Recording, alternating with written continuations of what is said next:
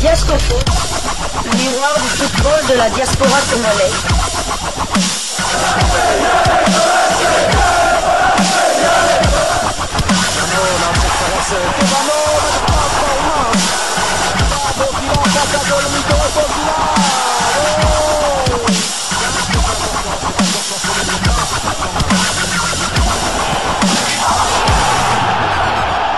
Diascofoot, le miroir du football de la diaspora congolaise. Vous êtes sur Diascofoot, le miroir du football de la diaspora congolaise.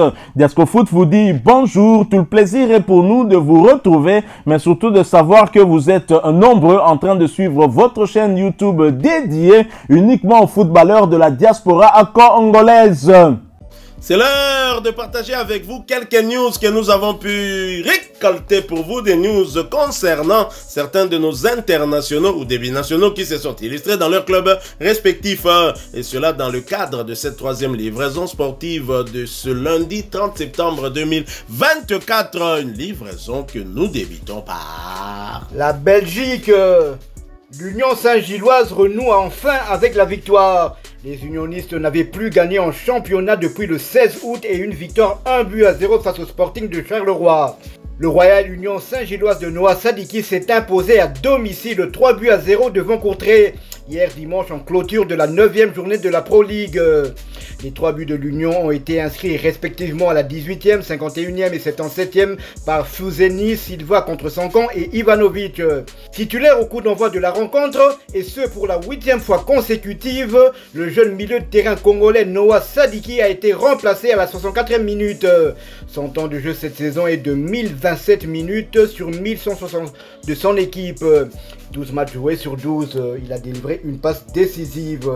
3e victoire de la saison en championnat pour le Royal Union Saint-Gilloise, désormais 8e au classement avec 13 points.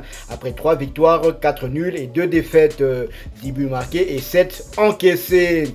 Sadiki et ses coéquipiers tenteront d'enchaîner avec une nouvelle victoire lors de la prochaine journée prévue le 6 octobre en déplacement contre le club de Bruges. Toujours en Belgique, lourde défaite d'OH Louvain sur le terrain de la Gantoise. Score final 3-0. William Balikucha était sur le banc de touche avant de faire son entrée au jeu à la mi-temps.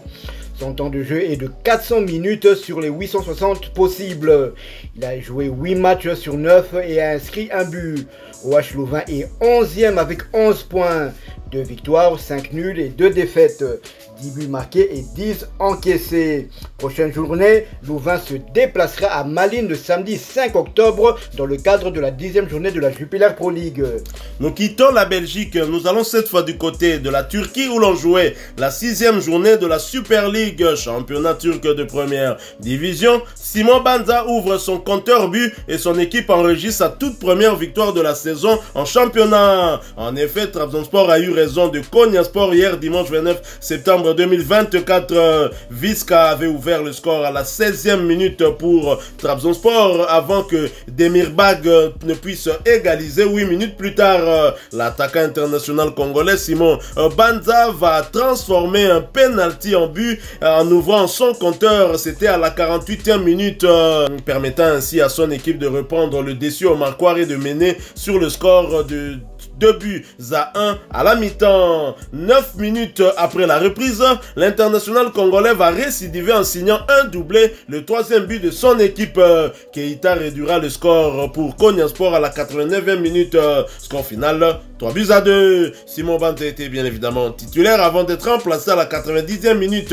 A noter qu'il s'agissait de sa 2e titularisation consécutive, portant à 268 minutes son temps de jeu sur les 396 minutes possibles. L'international congolais a participé à 3 des 4 matchs avec son club, avec à la clé 2 buts inscrits. Après ce premier succès de la saison, Trabzonspor occupe la 9e place avec 8 points, une victoire, 5 nuls et 0 défaite, 6 buts inscrits contre 5 encaissés. Et prochain match pour Trabzonspor Trabzonspor. Ce sera pour le compte de la 7e journée de Super League turque.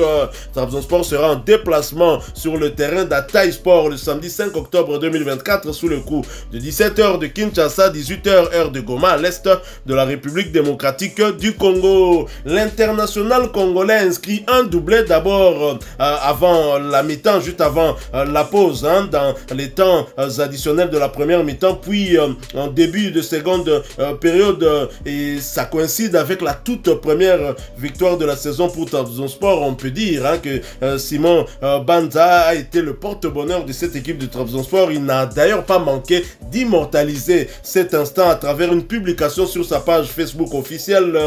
Plus 3 points, n'oubliez pas de sourire avec plusieurs photos où il est tout souriant. Pouvons-nous dire que Simon Banza a donné là un message très clair, non seulement à Trabzonspor, mais aussi dans la tanière. Tout à fait, il était plus que temps que Simon Banza trouve le chemin des filets. Rappelons-nous que alors qu'il venait d'égaler le record de Chico Gordo du côté du Sporting Club de Braga, il n'avait plus marqué lors des 7 dernières rencontres du championnat portugais. Et là, il retrouve le chemin des filets, tant mieux à une semaine du rassemblement des Léopards. C'est une très très bonne chose. Première victoire de Trabzonspor cette saison coïncide avec les premiers buts de Simon Banza. On peut dire qu'il a offert la victoire. Premier doublé aussi. Tout à fait, il a offert la victoire à Trabzonspor puisqu'il a égalisé sur penalty. Ensuite, il a donné l'avantage à Trabzonspor. Le troisième but ce n'est qu'une suite et à la Ligue 2-1, Trabzonspor gagne quand même le match. Nous restons toujours en Super League turque, toujours pour le compte de cette 6e journée. Et Eyüpspor qui recevait Gaziantep l'a battu sur le score de 3-2. Salem Mbakata est malheureusement resté sur le banc, voyant son temps de jeu stagner à 168 minutes sur les 580 minutes possibles. Il a participé à 4 des 6 matchs avec son club. Après ce revers, Gaziantep occupe la 15e place du championnat avec 4 petits points, une victoire, un nul et 4 défaites. 6 buts inscrits contre 10 encaissés. Et prochain rendez-vous pour Gaziantep et Mbakata, ce sera pour le compte de la 7e journée et la réception de Beşiktaş où Salem Mbakata sera face à un autre défenseur congolais, sauf que l'autre est latéral gauche, lui latéral droit, Arthur Maswaku, du reste convoqué par Sébastien Desabre. Ce match est prévu pour le dimanche 6 octobre 2024 sous le coup de 17h heure de Kinshasa et 18h heure de Goma à l'est de la République démocratique du Congo. Nous restons toujours en Turquie, mais nous quittons la Super League pour la 2e division où l'on jouait la 7e journée. Adanaspor qui recevait FK Korum a été surpris à domicile, défaite 0 but contre 2. Sur le banc à l'entame de ce match, Kabongo Kasongo a fait sa montée sur l'aire de jeu à la 67e minute. Voyant son temps de jeu porté à 84 minutes sur les 679 minutes possibles, l'international congolais a participé à 3 de 7 matchs avec son club. Après son succès, le FK Korum occupe la 13e place du championnat turc de 2e division avec 9 points, 2 victoires, 3 nuls et 2 défaites, 9 buts inscrits contre 8 encaissés. Et prochain rendez-vous pour Kabongo Kasongo et ses coéquipiers, ce sera pour le compte de la 8e journée et la réception de LGDR le vendredi 4 octobre 2024 sous le coup de 18h de Kinshasa, 19h heure de Bukavu à l'est de la République démocratique du Congo. Nous restons toujours en 2e division turque et toujours pour le compte de cette 7e journée. Yeni Malatyaspor qui recevait Ahmed Eska a été battu à domicile sur le score de 2 buts contre 4. Titulaire, l'international congolais Britt Assombalonga a inscrit un doublé d'abord à la 3e minute puis à la 49e minute. Britt Assombalonga n'a pas disputé l'intégralité de ce match puisqu'il a été remplacé à la 79e minute. Son temps de jeu est de 538 minutes sur les 674 minutes possibles. L'international congolais a participé à 6 des 7 matchs avec son club avec à la clé 2 buts inscrits et une passe décisive délivrée. Et après son succès, Ahmed Eska occupe la 3e place du championnat avec 12 points, 3 victoires, 3 nuls et une défaite, 9 buts inscrits contre 4 encaissés. Et prochain rendez-vous pour Ahmed Eska, ce sera pour le compte de la 8e journée du même championnat et la réception des Rocksport. Ce match est prévu pour le dimanche 6 octobre 2024 sous le coup de 14h heure de Kinshasa, 15h heure de Bukavu à l'est de la République démocratique du Congo. Nous quittons la Turquie et nous allons pas tellement loin, nous allons du côté de Chypre où l'on disputait la 5e journée du championnat. Match nul et vierge dans le derby de Nicosie opposant l'Omonia et l'Apol. Dieu merci, Ndongal a été titulaire et ce pour la deuxième fois consécutive, mais a été remplacé à la 62e minute. Son temps de jeu est de 721 minutes sur les 1197 de son équipe. 9 matchs joués sur 12. La Pôle Nicosie est 4e du général avec 10 points. Il compte 3 victoires, 1 nul et 1 défaite. 11 buts marqués et 4 encaissés. Prochain match, la Pôle Nicosie se déplacera en Irlande pour y affronter jeudi 3 octobre l'équipe de Shamrock Rovers dans le cadre de la première journée de l'Europa League Conférence. Shamrock Rovers, une équipe d'Irlande en tant que bon parieur. Je connais bien évidemment cette équipe. Alors nous quittons Chypre. Nous allons cette fois du côté de la France. En France où l'on jouait la 6e journée de Ligue 1 McDonald's, championnat français de première division. Dylan Batumbisika et l'ASCE, à défaut d'arracher 3 points, évite la défaite. En déplacement du côté de Nantes, l'AS Saint-Etienne répare avec le point du nul. Mené 2-0, les Stéphanois ont bien réagi dans cette rencontre en arrachant le point du nul. Score final, 2 buts partout. Titulaire, l'international congolais Dylan Batumbisika a disputé l'intégralité de cette rencontre, et cela pour sa 6e fois consécutive, voyant son temps de jeu porté à 582 minutes sur les 582 possibles. Il a donc participé à tous les 6 matchs avec son club. Après ce nul, l'AS Saint-Etienne occupe la 17e place de Ligue 1 avec 4 points, 1 victoire, 1 nul et 4 défaites. 3 petits buts inscrits et 17 buts encaissés. 17 buts encaissés avec une défense dans laquelle se trouve un international congolais, et 17 buts c'est beaucoup, et ça quand même, ça entre dans l'histoire de cette équipe de l'AS Saint-Etienne. Tenez, l'AS Saint-Etienne a encaissé 17 buts en 6 matchs de Ligue 1 cette saison 2024-2025, égalant malheureusement son plus haut total de buts concédés à ce stade d'une saison dans l'élite, soit 17 également. C'était lors de la saison 1958-1959, 6e en fin d'exercice. Bon, ils sont quand même bien terminés 6e, mais là, c'est quand même un très mauvais record qu'ils viennent d'égaler. Ce n'est pas une très bonne chose. Ils doivent très rapidement rectifier le tir. Saint-Etienne n'a gagné aucun de ses 11 derniers matchs à l'extérieur en Ligue 1, soit 4 nuls et 7 défaites. C'en est trop. Dylan Batumbisika, Lamuka pour Boye, Kito côté. Et ça, c'est sa plus longue disette en déplacement dans l'élite depuis mars-septembre 2007-11. Et également, c'est vraiment dommage.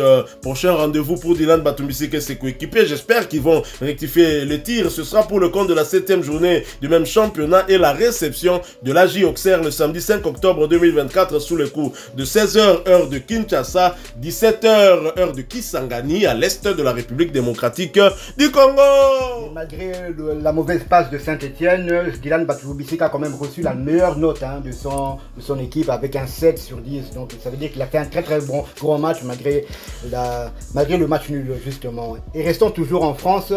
C'est vrai, la plupart des Congolais se demandaient, mais que fait le comité de freinage par rapport à ce qui se passe avec Chancel Mbemba? La semaine dernière, Marseille réduit à 10 dès la 5e minute. l'OL. L'OL ouvre le score. Marseille égalise. Marseille égalise et prend l'avantage. L'OL égalise à la 93e minute et Marseille marque le but de la victoire à la 95e minute. Nzombo le soir. Et puis, le comité de freinage a reçu un tel savon des 100 millions de Congolais. Ils ont dit non, c'en est de trop pour moi, je dois réagir. Et effectivement, il a vite réagi. Strasbourg. Première défaite de la saison pour l'Olympique de Marseille. De l'Olympique de Marseille à Strasbourg. Il faut savoir que cela fait 19 ans que Strasbourg n'ait plus battu Marseille en Ligue 1 française. Nom de Dieu. Merci au comité de freinage. Merci au comité de freinage. D'autant que la page Facebook olympique de Marseille nous avait nargué avec cette publication en Lingala, Nzombo le soir, alors qu'ils ne veulent pas utiliser Chancel Mbemba, mais ils veulent bien utiliser sa langue. Ça, c'est quand même étonnant, mais j'étais quand même très content de cette belle victoire de Strasbourg. Moi, j'ai perdu de l'argent, mais j'étais content.